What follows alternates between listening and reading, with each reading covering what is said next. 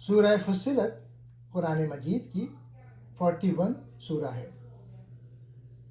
محمد اسد نے اپنی تفسیر دی میسج آف دا قرآن میں اس سورہ کے سائنسی، عقلی اور نفسیاتی پہلوؤں پر گہری بحث کی ہے۔ پہلا نقطہ، فصلت کا مفہوم اور قرآن کی وضاحت۔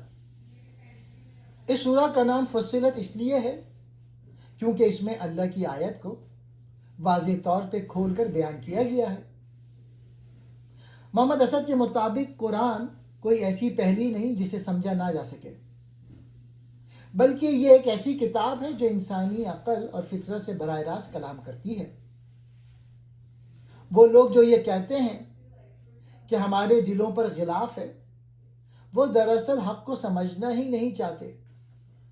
دوسرا نقطہ، تخلیق کائنات اور سائنسی اشارے۔ محمد اسد ان آیات کی تشریح میں خاص دلچسپی لیتے ہیں جہاں زمین و آسمان کی تخلیق کا ذکر ہے۔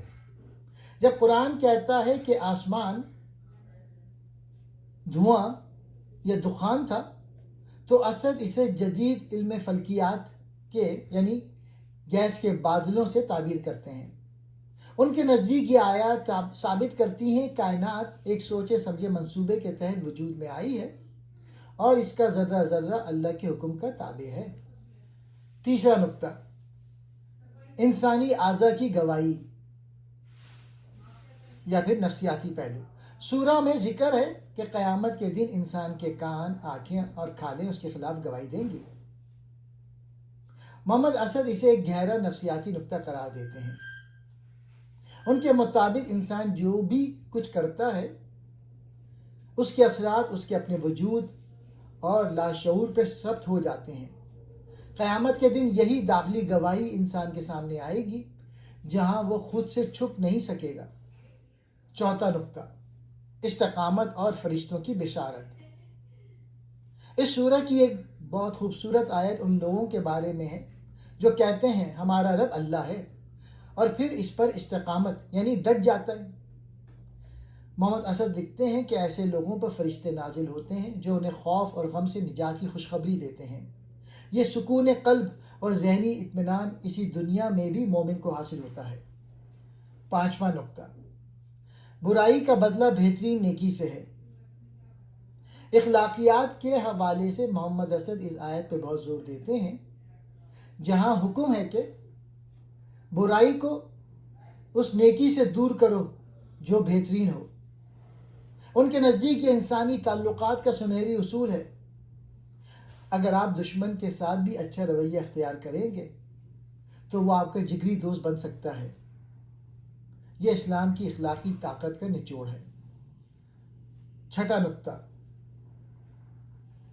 آفاق اور النفس میں نشانیاں۔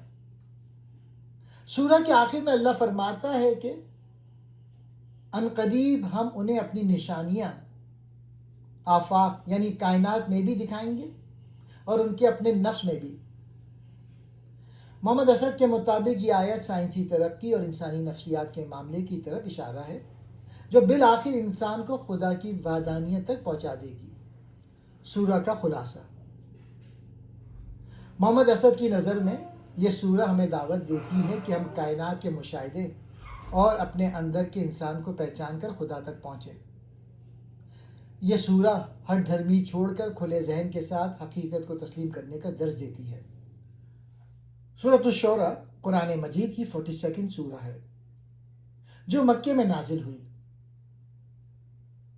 محمد اسد نے اپنی تفسیر دی میسج آف دا قرآن میں اس سورہ کے مشاورتی نظام، وحی کی نوعیت اور انسانی وحدت پر گہری علمی بحث کی ہے۔ پہلا نقطہ، وحی کا ایک ہی سرچشمہ۔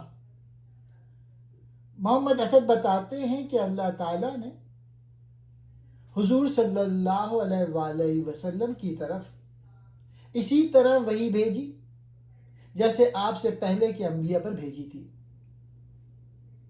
اس کا مقصد یہ بتانا ہے کہ تمام الہامی کتابوں کا اصل پیغام ایک ہی ہے، توحید۔ وحی کوئی جادو نہیں بلکہ اللہ کا کلام ہے جو انسانی عقل کی رہنمائی کے لیے نازل ہوتا ہے۔ دوسرا نقطہ، دین کی وحدت اور تفرقہ بازی کا رد۔ محمد اسد اس بات پہ زور دیتے ہیں کہ اللہ نے تمام انبیاء نوح، ابراہیم، موسیٰ، عیسیٰ اور محمد صلی اللہ علیہ وآلہ وسلم کو ایک ہی دین قائم کرنے کا حکم دیا تھا۔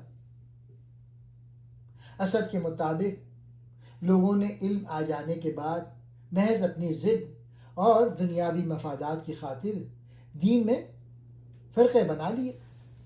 قرآن کا مطالبہ یہ ہے کہ اصل دین کی طرف لوٹا جائے جو تمام انسانیت کو جوڑتا ہے، نہ کہ تقسیم کرتا ہے۔ تیسرا نقطہ، الشورى، باہمی مشاورت کا اصول۔ اس سورہ کا نام الشورى ایک عظیم سیاسی اور سماجی اصول کی بنیاد پر ہے۔ اللہ تعالیٰ نے مومنین کی صفت یہ بیان کی ہے کہ ان کے معاملات آپسی مشاورت سے طے پاتے ہیں۔ محمد اسد کے نزدیک یہ آیت اسلام میں جمہوریت اور اجتماعی ذمہ داری کی روح ہے۔ کوئی بھی حکمران یا گروہ تنہا فیصلہ کرنے کا حق نہیں رکھتا، بلکہ معاشرے کے تمام اہم فیصلے عوامی رائے اور مشورے سے ہونے چاہیے۔ چوتھا نقطہ، رزق اور انسانی آزمائش۔ محمد اسد ان آیات کی تشریح میں لکھتے ہیں کہ اگر اللہ تمام انسانوں کو ایک جیسا بے حساب رزق دے دیتا تو زمین پر فساد برپا ہو جاتا۔ اللہ اپنی حکمت کے مطابق رزق تقسیم کرتا ہے تاکہ انسان ایک دوسرے کے محتاج رہیں اور معاشرتی توازن برقرار رہے۔ یہ تفاوت دراصل انسان کے اخلاق اور شکر گزاری کا امتحان ہے۔ پانچواں نقطہ، وحی کے 3 طریقے۔ سورہ کے آخر میں اللہ تعالیٰ نے انسان سے کلام کرنے کے 3 طریقے بیان کیے ہیں۔ وحی، براہ راست دل میں بات ڈال دینا حجاب کے پیچھے سے، جیسے حضرت موسیٰ علیہ السلام سے کلام ہوا۔ فرشتے کے ذریعے، جیسے حضرت جبرائیل علیہ السلام وحی لے کر آئے۔ محمد اسد واضح کرتے ہیں کہ وحی کا یہ عمل انسانی ادراک سے بلند ہے، لیکن اس کا اثر انسانی تاریخ کو بدل کر رکھ دیتا ہے۔ سورہ کا خلاصہ۔ محمد اسد کی تشریح کے مطابق یہ سورہ ہمیں 2 بڑے سبق دیتی ہے۔ پہلے یہ کہ تمام سچے مذاہب کی بنیاد ایک ہے، اس لیے فرقہ واریت سے بچنا چاہیے۔ دوسرا یہ کہ اسلامی معاشرے کی بقا مشاورت اور عدل میں پوشیدہ ہے۔ سورۃ الزخرف قرآن مجید کی 43 سورہ ہے اور مکے میں نازل ہوئی۔ محمد اسد نے اپنی تفسیر دی میسج آف دا قرآن میں اس سورہ کے فلسفیانہ پہلوؤں، خاص طور پہ مادہ پرستی کے خلاف قرآن کے دلائل کو بہت خوبصورتی سے بیان کیا ہے۔ پہلا نقطہ، وحی اور عربی زبان کا انتخاب۔ سورہ کے آغاز میں قرآن کی حقانیت پر زور دیا گیا ہے۔ محمد اسد واضح کرتے ہیں کہ اللہ نے اس کتاب کو عربی میں اس لیے نازل کیا تاکہ لوگ اسے اپنی عقل سے سمجھ سکیں۔ اسد کے نزدیک وحی کا مقصد محض تلاوت نہیں، بلکہ کائناتی سچائیوں کا شعور حاصل کرنا ہے۔ دوسرا نقطہ، اس سورہ کا نام زخرف یعنی سونے کے زیورات یا ظاہری سجاوٹ یا دنیاوی زرق برق کا فریب اس لیے رکھا گیا تاکہ انسان کو بتایا جائے کہ دنیاوی مال و دولت، سونا چاندی اور بلند مکانات اللہ کے نزدیک کوئی قدر و قیمت نہیں رکھتے۔ محمد اسد کے مطابق اگر اللہ چاہتا تو کافروں کے گھروں کی چھتیں اور سیڑھیاں بھی سونے چاندی کی بنا دیتا، لیکن یہ سب متاع حیات دنیا ہے، جبکہ اصل کامیابی اہل تقوی کے لیے آخرت میں ہے۔ تیسرا نقطہ، تقلید اندھی کا رد۔ سورہ میں ان لوگوں کا ذکر ہے جو کہتے ہیں کہ ہم نے اپنے باپ دادا کو ایک راستے پر پایا اور ہم انہی کے نقش قدم پر چلیں گے۔ محمد اسد اس آبائی تقلید کو عقل کی دشمن قرار دیتے ہیں۔ وہ لکھتے ہیں کہ حق کو پرکھنے کا معیار روایات نہیں بلکہ دلیل اور وحی ہونی چاہیے۔ چوتھا نقطہ، حضرت عیسیٰ علیہ السلام کا حقیقی مقام۔ محمد اسد نے اس سورہ میں حضرت عیسیٰ علیہ السلام سے متعلق آیت کی تشریح میں خاص طور پہ عیسائی عقائد کی اصلاح پر بات کی ہے۔ اسد کے مطابق قرآن واضح کرتا ہے کہ عیسیٰ اللہ کے بندے تھے جن پر اللہ نے انعام کیا۔ وہ قیامت کی ایک نشانی ہے، یعنی ان کی تعلیمات اور ان کا ذکر انسان کو آخرت کی یاد دلاتا ہے، نہ کہ وہ اللہ کے بیٹے یا شریک ہیں۔ 5واں نقطہ، توحید اور مشرکانہ وہم۔ سورہ ان لوگوں کی تردید کرتی ہے جو فرشتوں کو اللہ کی بیٹیاں قرار دیتے ہیں۔ محمد اسد اسے انسانی وہم اور جہالت قرار دیتے ہیں۔ وہ بتاتے ہیں کہ اللہ کی ذات ان تمام انسانی کمزوریوں اور رشتوں سے پاک ہے۔ کائنات کا نظام صرف ایک اللہ کے ہاتھ میں ہے جو زمین اور آسمان دونوں کا آلہ ہے۔ خلاصہ تفسیر، محمد اسد کی تشریح کے مطابق یہ سورہ ہمیں سبق دیتی ہے کہ ظاہری چمک دمک اور مادی وسائل کو انسانی شرافت کا معیار نہ بنایا جائے۔ اصل عزت علم، عقل اور تقوی میں ہے، اور انسان کو اپنے باپ دادا کی لکیر پیٹنے کے بجائے وحی کی روشنی میں حقیقت کو تلاش کرنا چاہیے۔ سورۃ الدخان قرآن مجید کی 44 سورہ ہے۔ محمد اسد نے اپنی تفسیر دی میسج آف دا قرآن میں اس سورہ کے استعاراتی اور روحانی پہلوؤں پر گہری روشنی ڈالی ہے۔ پہلا پوائنٹ، لیلۃ المبارکہ یعنی برکت والی رات اور وحی کا نزول۔ سورہ کا آغاز قرآن کے نزول سے ہوتا ہے۔ محمد اسد واضح کرتے ہیں کہ لیلۃ المبارکہ یعنی رمضان کی ایک رات میں قرآن کا نزول دراصل انسانیت کے لیے اللہ کی رحمت کا ظہور ہے۔ اسد کے مطابق وحی کا مقصد انسان کو کائنات کے حقائق سے باخبر کرنا اور اسے اندھیروں سے نکال کر روشنی میں لانا ہے۔ یہ کتاب مبین یعنی واضح ہے جو عقل انسانی کو جھنجھوڑتی ہے۔ دخان یعنی دھواں کی علامت۔ اس سورہ کا نام دخان ایک ایسی علامت ہے جو حق کا انکار کرنے والوں پر چھا جانے والی ذہنی پریشانی اور اخلاقی تاریخی کو ظاہر کرتی ہے۔ محمد اسد اسے ایک ایسی کیفیت قرار دیتے ہیں جہاں حق واضح ہونے کے باوجود لوگ شک میں پڑے کھیل رہے ہوتے ہیں۔ یہ دھواں انسان کی اپنی گمراہی کا نتیجہ ہوتا ہے جو اسے حقیقت دیکھنے سے قاصر کر دیتا ہے۔ تیسرا نقطہ، فرعون اور قوم موسیٰ کا عبرتناک انجام۔ محمد اسد اس واقعے کو محض ایک تاریخی کہانی کے طور پہ نہیں بلکہ ایک آفاقی قانون کے طور پہ پیش کرتے ہیں۔ فرعون کا تکبر اور اس کا یہ دعویٰ کہ وہ زمین کا مالک ہے اسے تباہی کی طرف لے گیا۔ اسد بتاتے ہیں کہ جب اقتدار اور مال انسان کو اندھا کر دیتے ہیں تو وہ اللہ کے بھیجے ہوئے پیغمبروں کا مذاق اڑاتے ہیں جس کا انجام سوائے بربادی کے کچھ نہیں۔ چوتھا نقطہ، تخلیق کائنات کا مقصد۔ سورہ میں اللہ تعالیٰ فرماتا ہے ہم نے آسمانوں اور زمین کو اور جو کچھ ان کے درمیان ہے کھیل تماشے کے لیے پیدا نہیں کیا۔ محمد اسد اس آیت کی تشریح کرتے ہوئے کہتے ہیں کہ یہ کائنات ایک اخلاقی نظام یعنی مورل آرڈر کے تحت چل رہی ہے۔ ہر چیز کی تخلیق کے پیچھے ایک سنجیدہ مقصد ہے اور انسان کو اپنے ہر عمل کا جواب دہ ہونا ہے۔ پانچواں نقطہ، فیصلے کا دن اور دو انجام۔ محمد اسد فیصلے کے دن کو وہ دن قرار دیتے ہیں جب حق اور باطل کے درمیان حتمی جدائی ہو جائے گی۔ گناہ گاروں کا انجام، کڑوا درخت ان لوگوں کی سزا ہوگی جنہوں نے اپنی روح کو دنیاوی لذتوں میں غرق کر لیا۔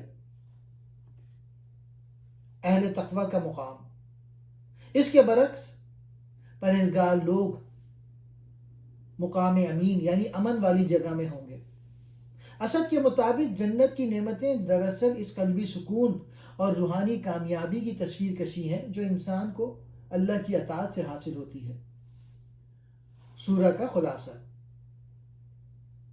मोहम्मद असद की तफसीर के मुताबिक ये सूरह हमें खबरदार करती है कि दुनियावी ज़िंदगी के खेल में लगकर अब्दी हकीकतों से गाफिल ना हो। वही अल्लाह की रहमत है और जो इस रहमत से मुंह मोड़ता है वो शक और बेचैनी के धुएं में गुम हो जाता है। सूरतुल जासिया कुरान मजीद की 45 सूरह है जो मक्के में नाजिल हुई। मोहम्मद असद ने अपनी तफसीर the message of the Quran में इस सूरह के फ़लसफ़ियाना और अक़ली पहलुओं पर ख़ास तवज्जो दी है। इस सूरत का मरकज़ी मौजू अल्लाह की कुदरत, इंसान की नाशुक्री और आखिरत में हिसाब व किताब है। अल जासिया का मतलब है घुटनों के बल झुकी हुई, जो क़यामत के दिन इंसानों की हालत को ज़ाहिर करता है। अल्लाह की निशानियाँ। मोहम्मद असद के मुताबिक इस सूरत में बार बार ये बात समझाई गई है कि कायनात की हर चीज़, आसमान, ज़मीन, रात, दिन, बारिश और इंसान की पैदाइश सब अल्लाह की निशानियाँ हैं। ये निशानियाँ उन लोगों के लिए हैं जो गौर व फिक्र करते हैं, लेकिन जो लोग ज़िद और गुरूर में मुब्तला हैं वो इन निशानियों को नज़रअंदाज कर देते हैं। वही और इंसानी ज़िद। इस सूरह में उन लोगों का जिक्र है जो हक़ के वाज़े हो जाने के बावजूद अपनी अना और तकब्बुर की वजह से उसे तस्लीम नहीं करते। मोहम्मद असद यहाँ तकब्बुर करने वाले की नफ्सियात बयान करते हुए कहते हैं कि ऐसा शख्स अपनी ख्वाहिशात को अपना माबूद बना लेता है। जब इंसान अपनी अक़ल को वही के ताबे करने के बजाय अपनी मर्जी को तरजीह देता है तो उसके दिल पर मोहर लग जाती है। बनी इसराइल और ज़ाब्ता हयात। अल्लाह ताला ने बनी इसराइल को किताब, हिकमत और नबूवत अता की थी, लेकिन उन्होंने इल्म आ जाने के बाद महज आपसी ज़िद और हसद की बिना पर इख्तलाफ किया। मोहम्मद असद यहाँ मुसलमानों को खबरदार करते हैं कि दीन का मकसद तफरक़ेबाज़ी नहीं बल्कि एक साले माशरे की तश्कील है। इसीलिए अल्लाह ने हुजूर को एक ख़ास शरीयत यानी वाज़े रास्ते पर कायम किया। वक्त। सूरह में उन लोगों का कौल नकल किया गया है जो कहते हैं कि हमारी ज़िंदगी बस यही दुनिया की ज़िंदगी है, हम मरते हैं और जीते हैं और हमें सिर्फ वक्त हलाक करता है। मोहम्मद असद इस मादा परस्ती सोच की तरदीद करते हुए लिखते हैं कि मौत फना नहीं बल्कि एक बड़े हिसाब किताब का दरवाज़ा है। कायनात का हर अमल एक ख़ास मकसद के तहत है और इंसानी ज़िंदगी बेमकसद नहीं हो सकती। जासिया का मंजर यानी क़यामत का दिन। सूरह का नाम अल जासिया इसी मुनासबत से है कि क़यामत के दिन हर गुरोह और कौम अपने अमाल नामे के सामने घुटनों के बल गिरी हुई होगी।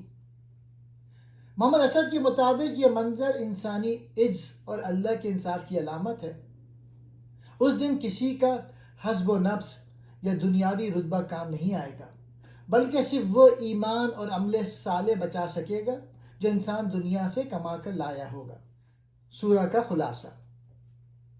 मोहम्मद असद की नज़र में ये सूरह हमें ये सबक देती है कि सच्ची हिदायत अक़ल, मुशाहदाए कायनात और वही के हसीन इम्तिज़ाज से हासिल होती है।